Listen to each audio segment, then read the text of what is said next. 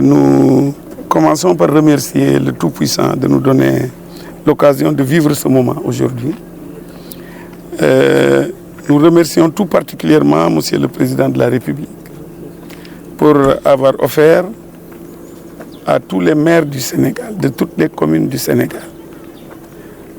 à chaque mairie, un véhicule double cabine 4x4 de haut de gamme. Donc nous le remercions tout particulièrement parce qu'il veut mettre les chefs de l'exécutif dans les meilleures conditions de travail. C'est la raison pour laquelle nous sommes heureux aujourd'hui, après 2 années d'attente, d'étraîner notre véhicule pour la mairie de la commune de Fandène. Et aujourd'hui tout particulièrement parce qu'ayant un véhicule de ministre, c'est monsieur le maire adjoint Ndoye Thiaw qui va bénéficier de cette voiture. Donc c'est lui qui aura le véhicule à sa disposition pour exécuter les tâches de la mairie. Donc c'est la raison pour laquelle nous sommes là aujourd'hui avec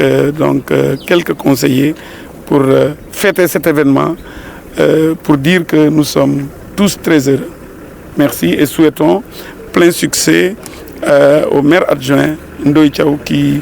fait le travail de manière assidue et avec beaucoup de compétences. Nous le remercions particulièrement, naturellement, avec le deuxième adjoint aussi, et remercier, mais en tout cas, Ndoye Thiaw, nous vous souhaitons plein succès pour encore la nouvelle tâche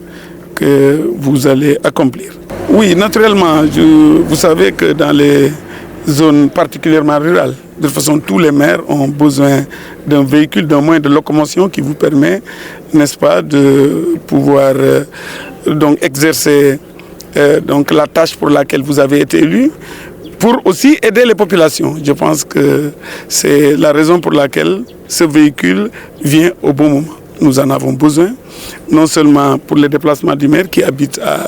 près de 6 km de la mairie et qui prenait des taxis ou parfois un véhicule, mais aujourd'hui il a les moyens de partir chez lui, de travailler tranquillement et d'être performant, d'être là à l'heure,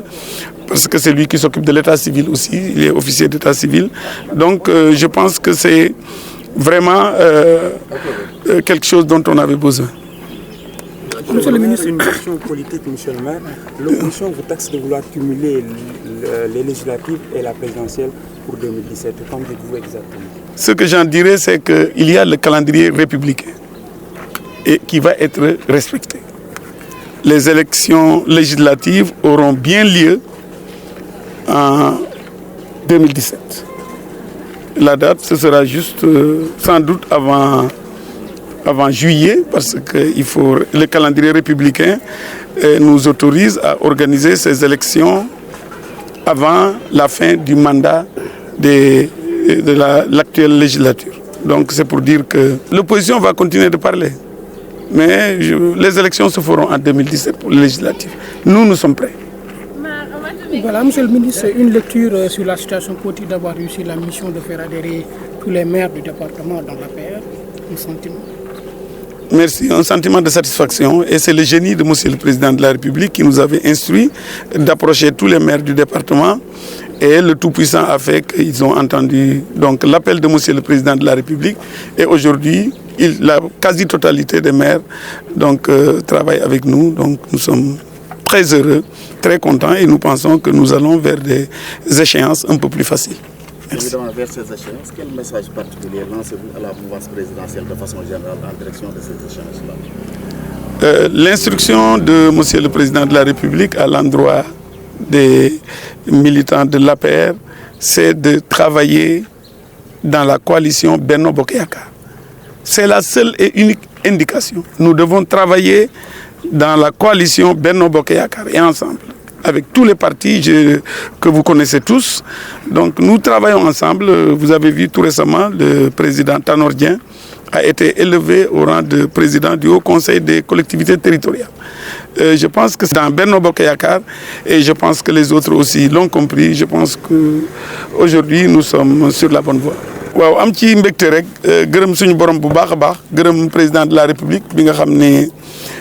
jël na ay oto jagle ko donc maire yëpp 550 et quelques mairies donc dans le pays donc pour wax ni tey mairie yi dinañu am moyen maanaam jumtukaay bi nga xam ni moo leen di permettre ñu mën a def seen liggéey nu mu gën a baaxee donc moo xam dinañu ci ko utiliser pour ñëw liggéeyi moo xam aussi dinañu ko utiliser pour tâche yi nga xam ni ñoo taxoon ñu fal leen donc dañuy ci gërëm bu baax monsieur le président de la République wax fii Thiès Fandène plus particulièrement comme yàlla def na ñun maire bi am na oto maire adjoint bi moom la ñu jagleel oto bi pour liggéey bi gën a yomb voilà donc loolu dañ ko ci féliciter di ko encourager parce que booba ba léegi mi ngi ci liggéey bi mi ngi koy def ci anam yu rafet ak nu mu gënee donc vraiment ñu ngi koy encourager ñu ngi koy gërëm di ko sant ak équipe bi koy accompagner aussi ñu ngi ciy sant ñëpp vraiment di gërëm ñëpp. dafay mel ni jéego la bu président de la République def pour soxali gox. waaw loolu yaakaar naa mooy credo monsieur le président de la République ku wax émergence aussi donc da ngay ëmb lépp li nga xam ne mooy tax donc liggéey bi gën a gaaw liggéey bi gën a baax jumtukaay yi aussi président de la République engagement am mooy fexe ba Sénégal émergent fekk 2035 mais ak li ñu gis fi mu ne nii am nañu yaakaar ni duñ fa àgg am nañu yaakaar ni balaa 2035 Sénégal dina émergent parce que yaakaar naa yéen gis ngeen ñun suñu credo mooy weddi gis bokku ci yaakaar naa yàgg nga ñu yàgg ñëw Fandène xam nañu ni Fandène mel loolu nii ak te Sénégal yëpp la du Fandène rek donc yaakaar naa développement boobu dina dem ci nit ñi donc capital humain naturellement président aussi fexe na pour que yoon yi fi nga xam ni fa la ñuy jaar pour dem mu nekk yoon yu baax loolu aussi yaakaar naa lu am solo la wax nañu aussi mbirum sécurité yaakaar naa président lépp la ëmbaale pour que Sénégal émergent donc moo xam agriculture domaine boo jël Sénégal def na ci ay jéego électricité bi gis ngeen ci lu yàggul def nañu donc inauguration ñaari centrale de 20 mégawatts benn bi bokkul benn bi Malicounda ak yeneen jéego yi nga xam ni am naa yaakaar ni fekk fii ak tuuti du ñu waxati waxi électricité gëm naa ni ñëpp dinañu am électricité donc domaine yi yëpp am nañu yaakaar ni jéego yi ñu ci def fekk fii ak 2019 dinañu am satisfaction. ku jege di leen tuumal monsieur le ministre da ngeen a bëgg a boole législative ak présidentielle. président de la République wax na ni dinañu respecter le calendrier républicain bi nga xam ni dafa fixer élection yi ci 2017 donc avant le mois de juillet de 2017 probablement au mois de mai donc yooyu ay wax la rek xam nga ñun de toute façon pare nañu pour élection yi 2017 te incha allah ci li ñu wax li président wax en tout cas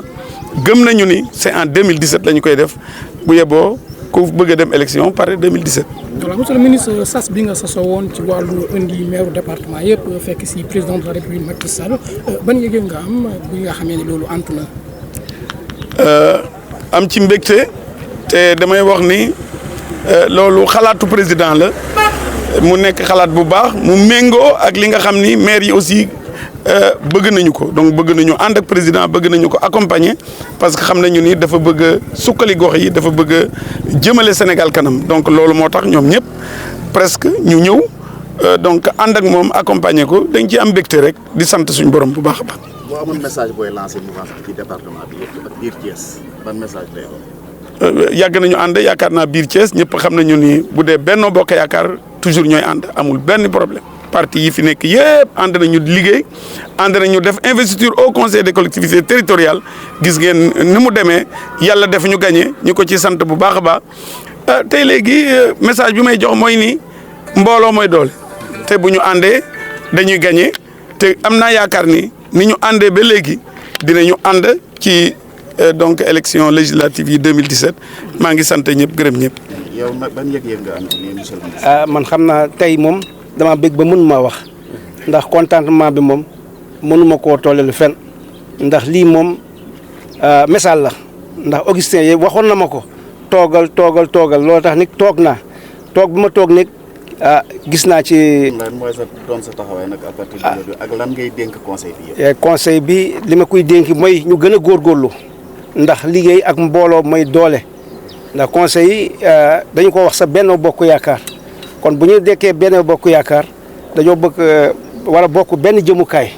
te benn jëmukaay bi mooy topp ci ginnaaw ministre maire Augustin Tine pour ñu jàppale ko liggéey bi gën a jëm kanam ci échéance politique yi ñu jëm